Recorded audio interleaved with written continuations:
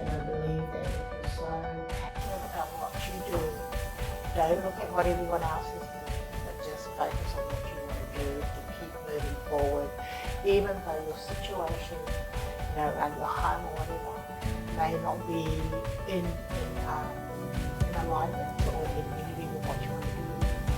So just having that sort of network, because they believe in the work you do, it makes it possible.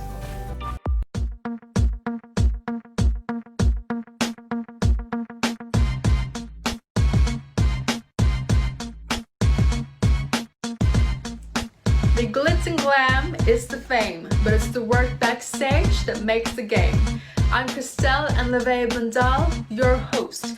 Come with me behind the lens and watch their stories unfold. I'm incredibly excited for our next guest here on Behind the Lens. She's a fashion designer and director for her own fashion show.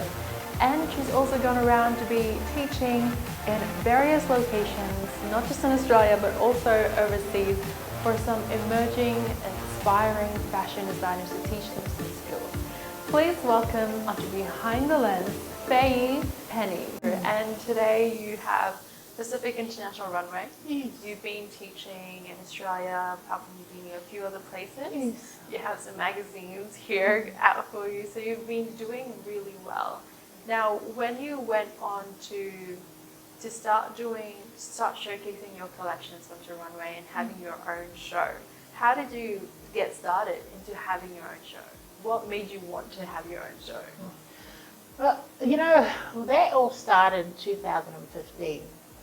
In 2015, partnered off, we had partners, and so they did it in 2012, I believe.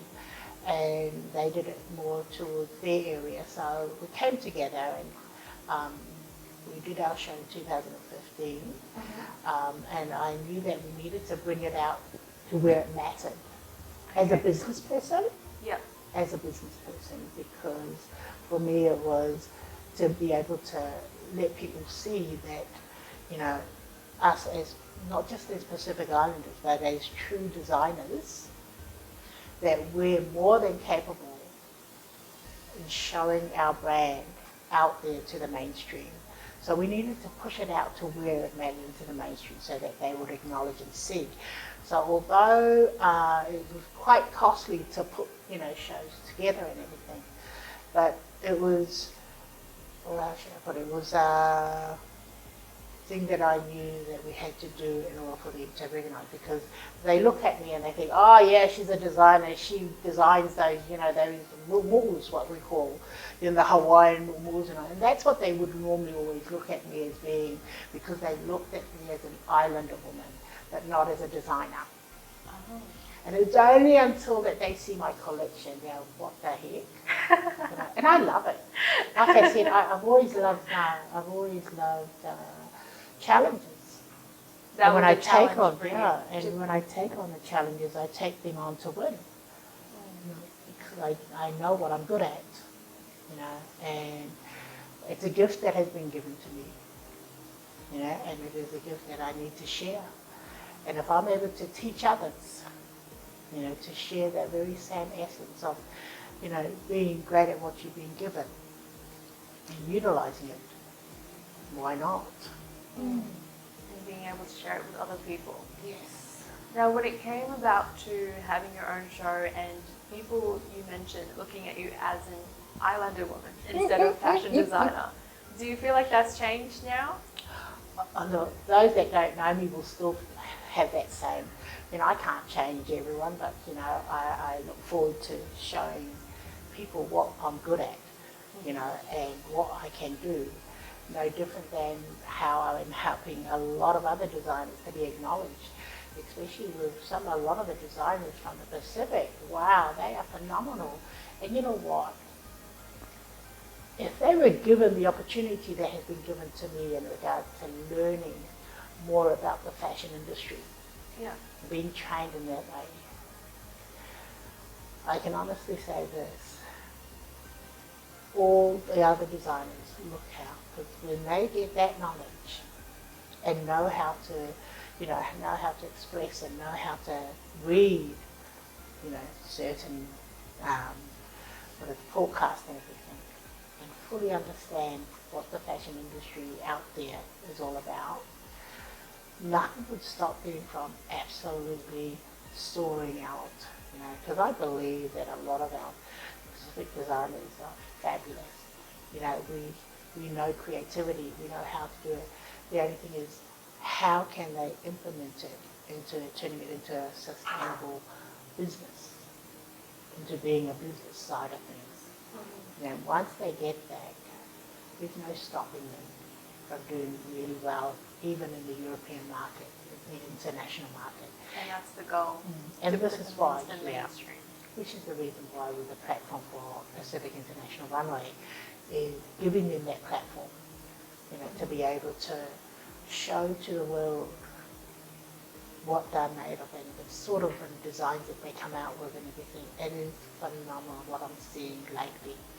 And these are one of the, you know, I love how there's more than just one show. There's many fashion shows out there. There's many platforms for all the designers to go out and expose their brand. When you're going through these, when you're creating these shows, do you have a limit as to how many fashion designers you're showcasing? Yes, we do have a limit. Only purely because we want to give the designers the time, you know, to be able to show their collection. See, if we start having too many designers, then it cuts down on what they're able to showcase and everything. So normally a fashion show would take anything like just a normal one. They would normally have to have, like, say, 40 plus garments for one designer to show their collection for the season. Okay. And so in giving them, say, like 5 minutes, which is quite short, but at least it gives them that, you know, that leeway to actually show out to the mainstream market. How do you choose which fashion designers if you have a limit? Yeah. What I do is I base it on, are they ready? How are their garments structured? Do they know the forecast, or do they know the trend? So you can basically see who they've been in the business. You've got your emerging designers and you've got your established designers. So the established designers are anything from 5 years experience plus. You know, whereas the emerging designers are fairly new, breaking into the market.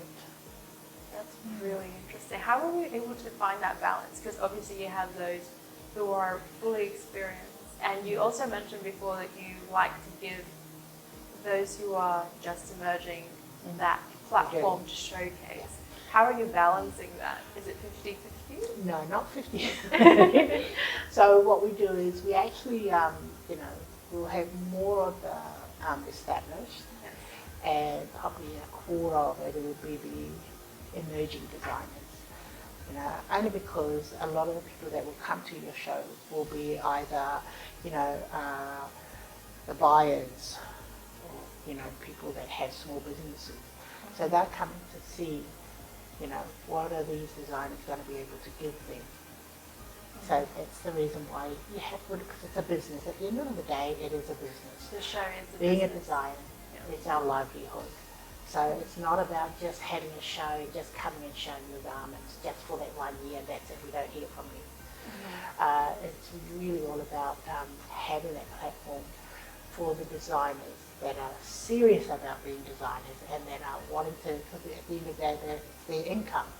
If they're bread, they're bread and butter. So, yes. Do you face any challenges when it comes to planning these shows? To have to go through so many applications of fashion design? I have a great team, and our great team, my 2 daughters, so they're the 2 main executives, and they have their teams as well, and most of the teams come together with their cousins themselves who have been really loyal from the first shows. They've been with us from the beginning. They've been absolutely wonderful and awesome.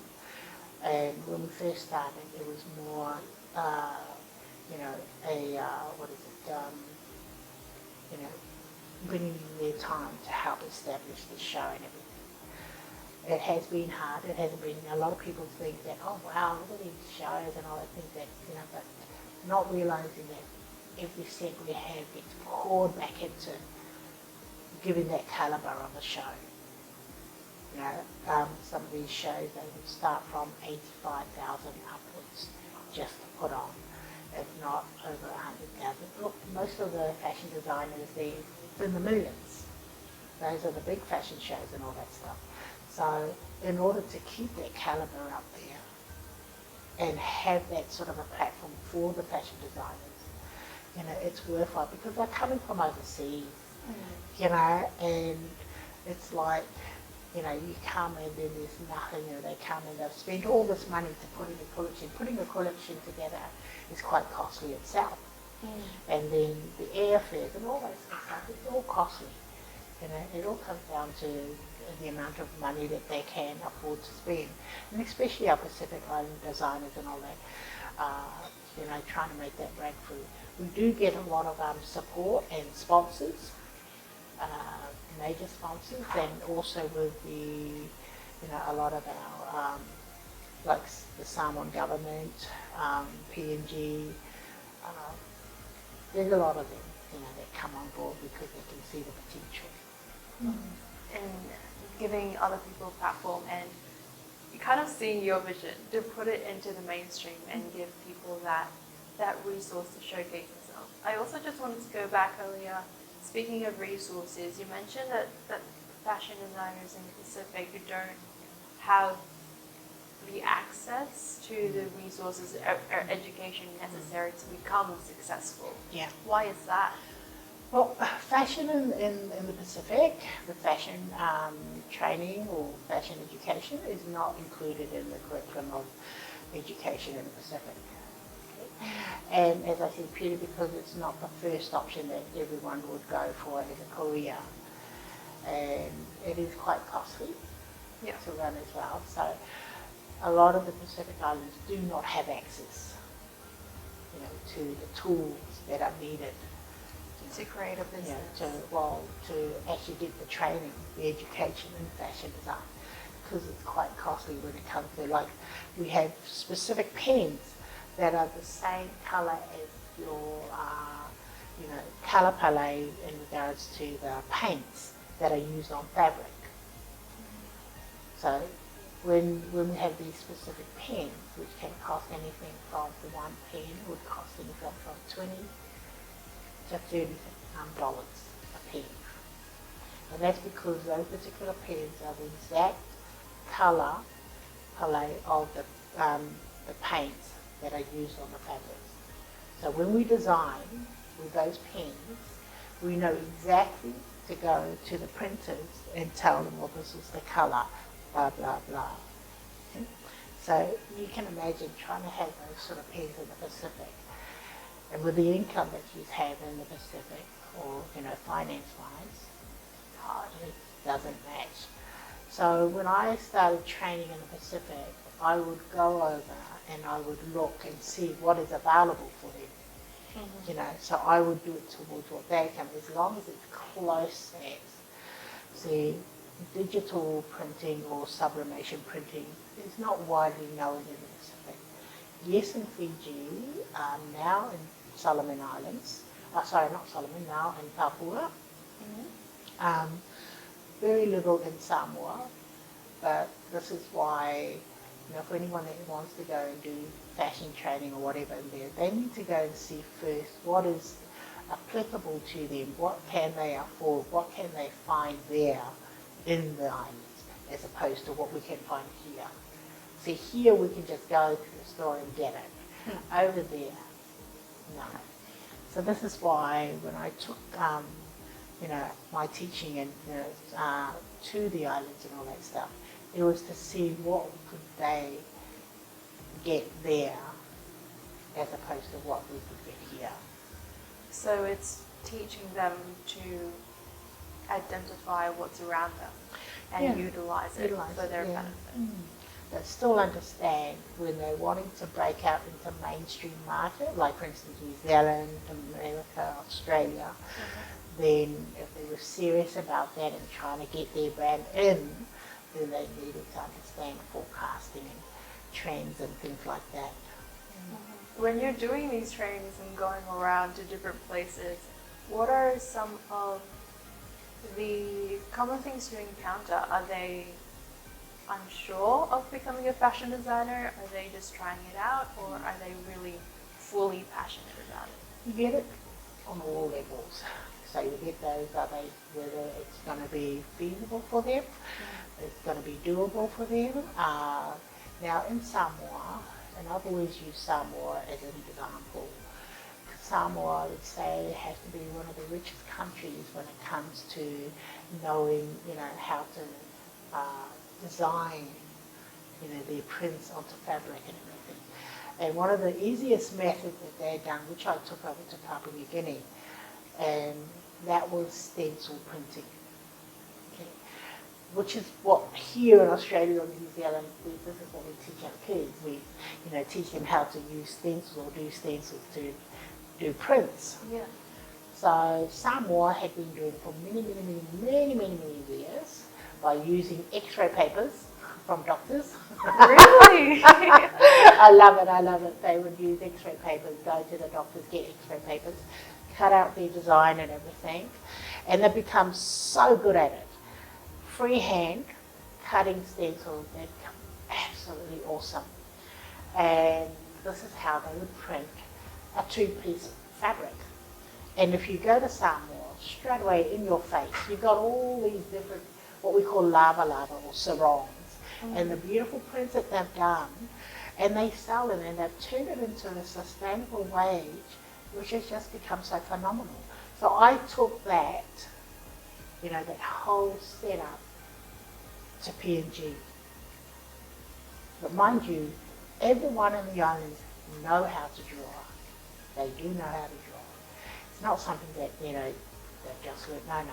It's in their blood, and they, the way they draw, and it's just giving them that bit of teaching and how they can utilize it. So when I use this example of what Samoa has been doing for many years and still do it to this day, even here in Australia, they are still using the same methods, which is the stencil and creating beautiful, patterns and all that sort of stuff, and wearing it, being able to wear their own prints, and seeing how they can make, making money out of it. For me, so when I go to Samoa, I would buy at least 20 of these pieces and always take it home with me. And this is what a lot of our families do, or a lot of the tourists as well. See, even with the ships that come along in the Pacific, that's one of the things that they will buy because it doesn't have to go through customs. So whereas opposed to buying an artifact or something, usually you have to go through customs. But a piece of fabric, it's manageable. And hence why with Samoa, and not only just Samoa, I've seen it now in the Solomon Islands, and obviously in Fiji as well, but more so I love it with Samoa because it is their own prints, where they've actually done it themselves. It's not sublimation print or anything, but it's their own handmade, out of the stencil X-ray papers. And just bringing all the different paints and colours. I would have loved to show you, but so that's what I've found within the Pacific. Now I think they could even advance themselves if they were going to come to the mainstream market and all that stuff. So yeah, that's really incredible. So they do all their stenciling themselves, handmade. Yes. They design it themselves too, and they still do it to this day. Yeah. Would you think that that's what makes them unique? It does. Everyone, when it comes to going to the islands, they will, within that, with a sarong or lava, they know exactly, oh yeah, that's from Samoa. That's from the Cook Islands, that's from PNG. Because of the different prints. Yeah, okay. Just so because we're islanders, we all have our own, specific identity when it comes to the prints and all. And you can tell by the print. Yes. That's really cool. I wish I knew how to tell the difference. Well, it's like the Scottish. You have tartans, right? Okay. We all know that's, the Scottish thing, tartans. So no difference within the islands. And even like New Zealand, where, you know the New Zealand print, that even the Aboriginals, they have their own specific, identity when it comes to prints. That's incredible. And people are able to take that when they visit these places, they're able to take that piece with them and remember exactly where that came from. Now, just going back into kind of your own brand now. So you've taught other fashion designers, you're continuing to do it, you're continuing to share your talent. How did you go about creating your own fashion collection? You opened up with your two daughters? Yes. And you've been consistently coming out with new collections. You're keeping it fresh all the time. I love the collections that you come out with. And you have a style that's always there, but it's always different every time. I've seen the website of your collections, and you have swimwear, resort wear, some dresses, and jumpsuits. And I've also seen that sometimes your designs can be elegant and sophisticated, or sometimes can be really loud and make a big statement. Why do you have a variety between something that's very simple and very loud? Nowadays, you have to be multitask. If you look right across, like for instance, your big brands like Coca-Cola. Coca-Cola used to only have that one brand, which was the drink. But because of business-wise and everything, you multitask. So you look at other avenues, you look at other, what other food type can you produce? No different as a design itself. So for me, my main is the resort wear, high-end resort wear. And then I do your one-offs. So your one-offs are because of my A-list clients. So I have A-list clients that come from overseas. They only just fly in just for the day. So they come early in the morning. I see them, and then for fittings, whatever, and then they take off in the afternoon. And so there's that part of mine. So I've got this one, as well as then, of course, my teaching as well, and I mentor and all that sort of stuff. So in that question saying, it's really important to be able to multitask accommodate and have a variety. It's no different than with Coco Chanel. They have different brand. They have that one brand, but they have different sections. They've got their perfume, they've got day wear, they've got the evening wear. But still, the caliber of their brand is a high-end brand. So you have, for your brand, you have some people who just are part of the common market and are admiring your work and want to purchase it. You also mentioned you have some A-list clients. What's the difference? Okay, A-list clients, well, they'll be willing to pay top for the best. Then you've got, like for instance, the resort wear, which I have online. So there's a difference in marketing of price-wise. Okay, so for my A-list, they're your one-offs. So garments can come from anything from starting from, depending on what your brand is, so mine started from 1,500 upwards for the one-offs, and it could be a small top or whatever. But that's where it's only a one-off, it's never repeated. Okay, and then you've got your like your marketing, the online one. So they'll be about maybe the most will be about probably five of that particular garment. So then you have your mass production, which I don't do.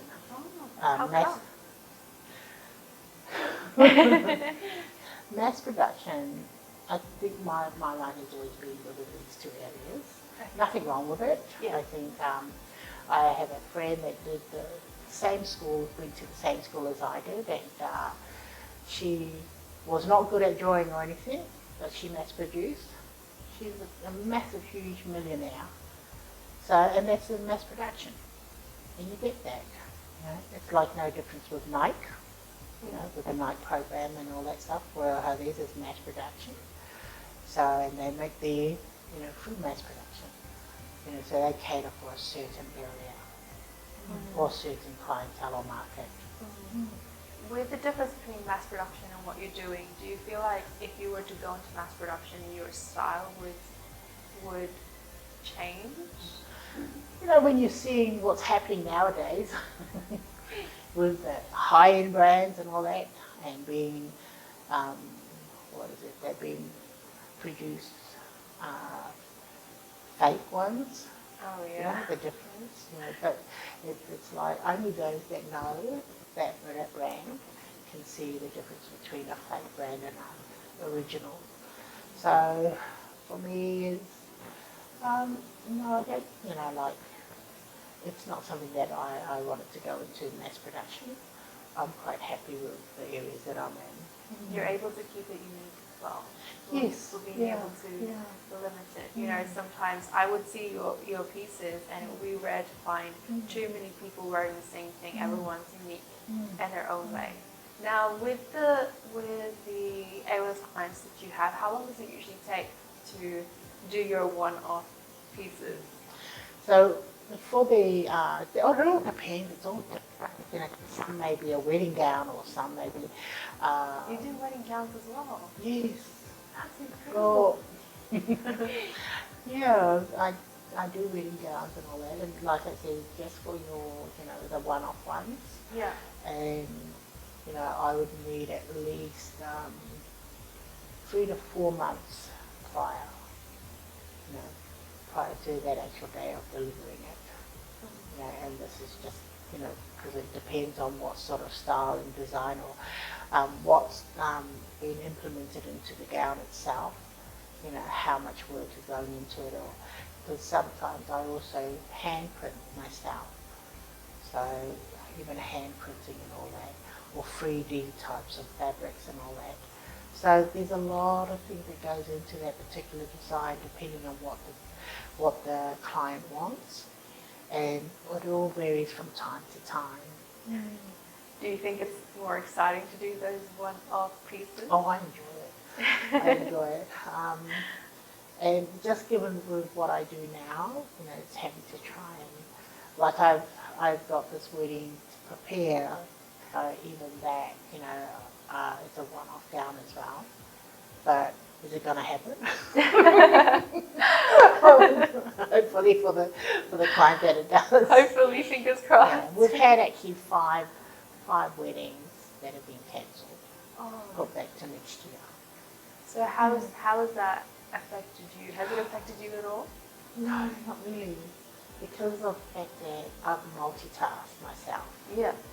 Okay. So you have multiple things that's keeping you busy, and this situation hasn't really affected you at all.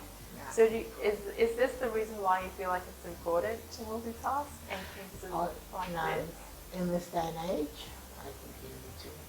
I believe you need to. You see all the big businesses, they are all doing it. So if they're all doing it, saying something to you, and as long as you know what you're doing, and it's in alignment with what you do, it's possible and it's doable. And just give it a go. How are you managing yourself to be doing real estate? You're doing the show, you're directing a show, and you're designing your own garments, you're making them. How are you doing that all at the same time? Those are really time-consuming things to do. Well, I have to, my husband isn't here, and I have to actually thank him. But, like I said, just with who I have now, the Holy Spirit has given me the wisdom to how to do it and everything. And especially having a great family who supports me, not just my family, my husband, my brothers and sisters, my nephews and nieces. So I come from a massively huge family, and they have supported me from day one. So having that there, also I have another friend, a really good friend. I've got a lot of good friends and all that stuff as well. So just having that sort of network, and because they believe in the work you do, it makes it possible. Do you feel like that kind of support is really important to how successful you are? Oh yes. When you're wanting to take on big challenges and all that stuff. It helps when you have the right team and the right backup. How about for some of those creatives who don't have that kind of support from their family or their partner? How can they keep themselves up if they are really passionate about being a fashion designer? That's a good question. I am who I am. You know, and everyone's different. Everyone has their own DNA and how they look at things. And I believe that if you're so passionate about what you do, don't look at what everyone else is doing, but just focus on what you want to do and keep moving forward. Even though your situation, you know, around your home or whatever, may not be in alignment or in unity with what you want to do. But if this is what you really want to do, then you keep moving one step forward until you've got it. Yeah, you know, and that's how I started with my journey. And this is the reason why my children, I would not force them to come, or my husband, but they would see how I would just keep moving forward, you know, and wouldn't allow the negatives, but just keep focusing on what I wanted to achieve. Because if you don't focus on what you want to achieve, then you may as well close the door and go to sleep. But when you're passionate about something and you absolutely believe, and this is what I say to everyone, please believe, and no matter what, whatever your surrounding is or whatever, just keep moving forward until you've got it. You have nothing else to lose, but, you know, keep going forward. And that's literally the only thing that you need. Even if you don't have the same kind of support as some people might have, like you, who was very lucky and blessed to have family who's fully supported. If they don't have that, they just need to keep moving forward one step at a time. And at some point, they could get there. And you know, there are many people out there that have come, you know, that have gone through such, you know, horrific, experiences and surroundings, but because of their will to go forward, you know. See, I believe that we are all human beings, and if you can put in yourself or your belief or your mindset that you're a human being and you deserve to be here on this world, shouldn't matter what anyone else is going to think, but just know that you're another human being that deserves to have the best. And if they can put that on their mindset and just keep moving forward, no matter what is happening, you know, because I know of so many other people that have had such a bad experience, but have made the choice. It's the choice that we have to make. So you make that choice, whether you want to allow what's happening get you down, or you make the choice, you know of it, but you know that there's something better in front of you. I love that. I really love that, what you just mentioned. From a young age, she's always been inspired by fashion, color, patterns, and anything to do with being artistic and creative. She inherited it from her own mother, who was a sewing teacher.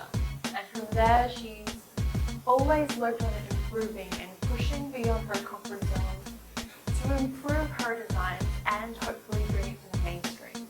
After our interview today, it's clear that she is doing some incredible work. She's really succeeding in the industry and paving a pathway not just for her, but for many other designers as well to break through to the mainstream market and really make a big statement. I can't wait to see what future projects she's going to be doing and the future runway shows of Pacific International Runway and future collections of the work of Fayee Peni. I'm sure that many of you girls and guys who are fashion designers here have learned at least one valuable thing from Fayee today. And remember, this is Behind the Lens. Hit the like button, subscribe to our YouTube channel, and make sure that you are following all of our social media pages. And as always, the glitz and glam is the fame, it's the work backstage that makes the game. I'm Crystel and Fayee Peni, your host, and I will see you all